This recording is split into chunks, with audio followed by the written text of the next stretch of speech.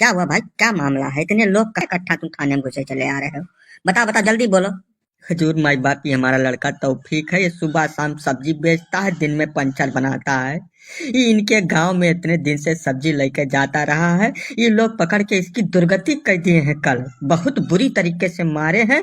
अब इसका औजार काट डाले हैं, एकदम जड़ से काट के खत्म कर दिए हैं। अभी छक्का हो गया है। बताइए हम इसको लेके कौन सी दुनिया में जाएं? ये जुल्म किया है इन लोगों ने मिलके। इसमें सबसे आगे पेलई काका है, उसके बाद ये प्रधान जी हैं इनके गांव के। ये लोग मिलके हमारे लड़के को बिल्कुल एकदम छक्का बना दिए हैं। ये बताइए इस दुनिया में क्या हो रहा है? हम लोग इतने दिन से गांव में रह रहे हैं। अब उस गांव के बगल में ही इनका गांव है। बताइए, इतने दिन से सब्जी साग बेचा करता था हमारा लड़का। अब ये अचानक में पागल हो गए, उसका काट डाले हैं बुरी तरीके से। अब मारे हैं उल्टा लटका के इतनी बुरी तरीके से कि बोल भी नहीं पा रहा है हमारा लड़का। बताइए आप। हाँ हजूर, अब देखो लड़के को क्या बना दिए हैं ये लोग। बताओ, हमारा सबसे बड़ा लड़का यही है, सबसे बड़े लड़के का ये हाल कर दिया। अब इससे शादी कौन करेगा? हम नहीं समझ पा रहे हैं। इन लोगों को सजा मिलना चाहिए। पलई प्रसाद जी, प्रधान जी क्या कह रहे हैं ये लोग? इनकी बात में अगर सच्चाई है तो हम बख्शेंगे नहीं, इतना ध्यान रखिएगा। ना ना, पहले आप हमारी बात को सुनिए और उसको समझिए। बात को समझने के बाद आप जो एक्शन लेंगे वो हमको मंजूर होगा पूरी तरीके से। ये अपने लड़के का नाम तौफीक बता रहे हैं ना? इसका नाम इनके हिसाब से तौफीक है। इनके लड़के के हिसाब से इसके 5-6 नाम है, सारे हिंदू नाम है।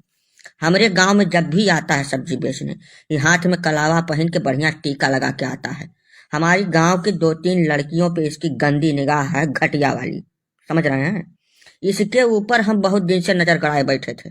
वो तो कल शाम को हम टीवी में देख रहे थे कि दिल्ली में कोनो लड़की की इसी की मानसिकता वाला कोनो लड़का पहले हत्या किया, उसके बाद 30-35 टुकड़ा में काट काट के उसको फ्रिज में रखा था। वो देखते ही खबर हमारी खोपड़ी सनक गई। तुरंत हमारी निगाह में ये आवा कि ये भी ऐसा ही कुछ घटना को अंजाम देने के लिए चक्कर लगा रहा है गाँव में। इसको हम रंगे हाथ पकड़ लिए। कल के कल पकड़े तो प्रधान जी को बुलाए, प्रधान जी आए, 4-5 लोग मिलके जो फैसला किया हमने उसको अंजाम दे दिया। किसी और लड़की की जिंदगी ना खराब करे अपने लाइफ में, इसलिए हमने इसका इसी वक्त पूरी तरीके से एकदम संपूर्ण इलाज कर दिया है। अभी किसी काम के लायक नहीं है। पहले काटे हैं, उसके बाद लोहा गर्म करके बिल्कुल दाग दिए हैं कि दोबारा उस जगह पे कोई और कार्रवाई हो ही ना सके। समझ रहे हैं? अब आप चलिए हमारे गांव में, पहले उन कन्याओं से आपकी हम मुलाकात कराते हैं जो इसके फरेब के चक्कर में इससे बातचीत करने में लगी हुई थी। और ऐसी घटना जब जब होगी, हमारे पूरे गांव की बात कर रहे हैं, तब तब हम यही कार्रवाई करेंगे। यही इनका सटीक इलाज है, इसके अलावा इनका कौनो इलाज नहीं है। नहीं तो हम लोगों की लड़कियां ऐसे मरती रहेंगी। ये गलत कह रहे हैं हजूर। वो लड़की ना इनकी जात की थी, ना इनके बिरादरी की, ना इनके पड़ोस की। उससे इनका कौनो रिश्ता नहीं है, कौनो लेना देना नहीं है। फिर भी हमें लड़के को मार के छक्का बना दिया है। है सलमा भाजी, चुपचाप खड़ी रहो जहाँ खड़ी हो, ठीक है? हमारी जात कुछ नहीं है। जात का नाम तुम लेना मत यहाँ पर। हिंदू की लड़की थी, उसके पीछे ही पड़ा था, बस इतना हम जानते हैं।